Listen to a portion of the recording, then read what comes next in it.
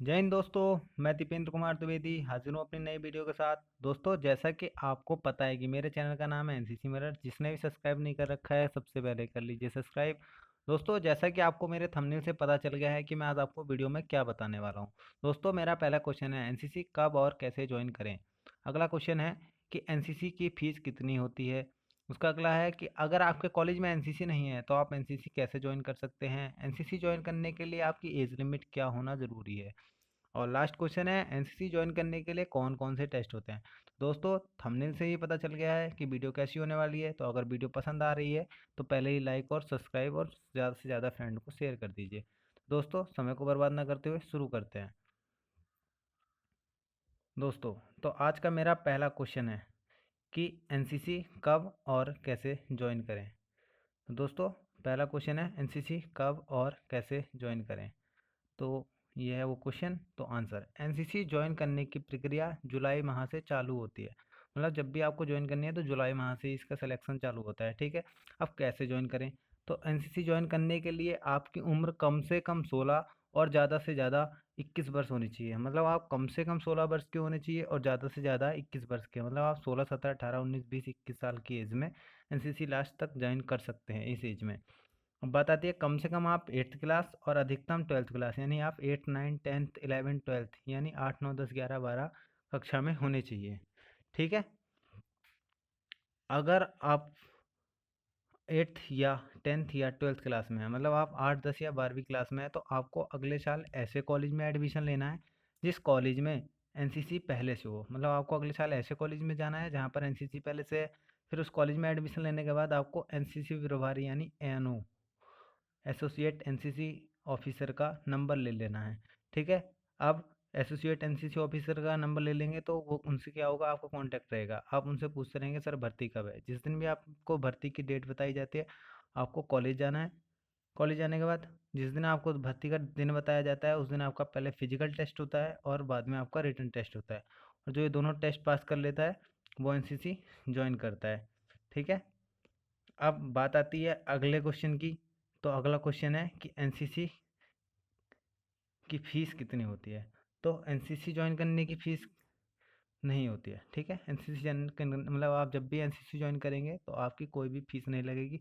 मगर आपको NCC enrolment form के 20 रुपये जमा करने होते हैं। जब आप एनसीसी का फिजिकल और रिटर्न दोनों सिलेक्शन दे देते हैं और आप सेलेक्ट हो जाते हैं तो आपको एनसीसी में इंडोल होने के लिए एक इंडोलमेंट फॉर्म भरना पड़ता है जिसकी फ़ीस होती है 20 रुपये। वो आपको भरनी पड़ती है। अब बात आती है अगले क्वेश्चन की। तो अगला क्वेश्चन है कि अगर आपके कॉलेज में एनसीसी नहीं है तो आप एनसीसी कैसे ज्वाइन करें। तो अगर आपके कॉलेज में एनसीसी नहीं है तो आप एनओसी के माध्यम से एनसीसी यूनिट में एनसीसी ज्वाइन कर सकते हैं। ठीक है। अब एनओसी क्या होता है, नो ऑब्जेक्शन सर्टिफिकेट। जैसे आप जिस कॉलेज में पढ़ रहे हैं उसमें एनसीसी नहीं है तो आप अपने प्रिंसिपल सर के पास जाएंगे, उनसे बोलेंगे सर एक मुझे एनओसी सर्टिफिकेट चाहिए क्योंकि मैं एनसीसी ज्वाइन करना चाहता हूँ एनसीसी यूनिट से। तो सर आपके लिख के देंगे कि मुझे कोई भी ऑब्जेक्शन नहीं है। एनओसी की फुल फॉर्म होती है नो ऑब्जेक्शन सर्टिफिकेट। तो उन्हें ये लिख के देना होता है प्रिंसिपल सर को कि मुझे कोई ऑब्जेक्शन नहीं है कि अगर ये कैडेट कहीं और जाकर एनसीसी ज्वाइन कर लेता है।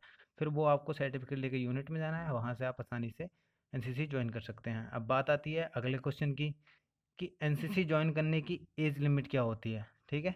एनसीसी ज्वाइन करने की एज लिमिट क्या होती है। तो एनसीसी ज्वाइन करने के लिए आपकी उम्र कम से कम 16 वर्ष और अधिकतम 21 वर्ष होनी चाहिए। अब एनसीसी ज्वाइन करने के लिए 16 वर्ष होनी चाहिए, ये बात तो समझ में आ गई है कम से कम, मगर ज़्यादा से ज़्यादा 21। अब बात ये आती है कि अगर आप 16 साल में एनसीसी ज्वाइन करते हैं तो आप 3 साल में कंप्लीट कर लेते हैं नॉर्मली, तो आपकी 19 साल में कंप्लीट हो जाती है। तो आपको पता ही है कि आर्मी जीडी का फॉर्म आप 21 साल तक डाल सकते हैं, 21 साल लास्ट होता है। तो आप जीडी में भी अप्लाई कर सकते हैं। मगर आप अगर 21 साल में एनसीसी ज्वाइन करते हैं तो आप 24 साल या 23 साल में कंप्लीट करते हैं जाके। तो फिर आप सिर्फ क्या कर सकते हैं, आर्मी स्पेशल एंट्री जो होती है एज ए ऑफिसर वाली, जिसमें आप एसएसबी दे सकते हैं और सीधे आर्मी में ऑफिसर बन सकते हैं। बस वही आप भर्ती दे सकते हैं। तो मेरे हिसाब से अगर आप ज्वाइन कर रहे हैं तो 16 की एज में कीजिए। मगर अगर आप एज ए ऑफिसर ज्वाइन करना चाहते हैं तो 21 में भी कर सकते हैं। अगर 16 में करेंगे तो बेस्ट है और 21 में करेंगे तो बेटर है। ठीक है। अब बात आती है अगले क्वेश्चन की कि एनसीसी ज्वाइन करने के लिए कौन कौन से टेस्ट होते हैं। अब एनसीसी ज्वाइन करने के लिए फिजिकल टेस्ट और रिटन टेस्ट देना पड़ता है। आपको एनसीसी ज्वाइन करने के लिए दोनों टेस्ट पास करना ज़रूरी है। अब बात ये आती है कि लोग कहते हैं कि फिजिकल बहुत ज़्यादा हार्ड होता है और रिटन बहुत ज़्यादा हार्ड होता है। तो हार्ड होता है, ये किस बात पे निर्भर करता है? तो हार्ड होना इस बात पे निर्भर करता है कि आपके कॉलेज में माना 50 सीटें हैं और 100 बच्चों ने अप्लाई कर रखा है, तो आपके यहाँ का फिजिकल थोड़ा सा हार्ड होगा। मगर आपके यहाँ 50 सीटें हैं, 70 बच्चे अप्लाई करते हैं, तो आपके यहाँ पे इतना हार्ड नहीं होने वाला फिजिकल। और हाँ, अगर आपके कॉलेज में 50 सीटें हैं और मानते हैं 50 ही बच्चे अप्लाई करते हैं, तो फिजिकल आपका ना के बराबर होगा। ठीक है। तो दोस्तों, मैं समझता हूँ आप इस जानकारी को समझ पाए होंगे। और जैसा कि आपको पता है कि 3 महीने से मैं कोई वीडियो नहीं डाल पा रहा था, तो दोस्तों पूरे भारत ही नहीं, पूरे संसार में कोरोना का कहर चल रहा है, जिस कारण मेरे पास पर्याप्त इंस्ट्रूमेंट नहीं थे वीडियो डालने के। अभी आपको जैसा पता है कि लॉकडाउन में काफ़ी हद तक छूट है, तो मेरे पास अब पर्याप्त इंस्ट्रूमेंट हैं और मैं समय समय पर अब वीडियो डालता रहूँगा। और बीच में जो मेरी वीडियो नहीं आई उसके लिए मुझे खेद है। जय हिंद, जय भारत। मिलते हैं अगली वीडियो में अगले टॉपिक के साथ।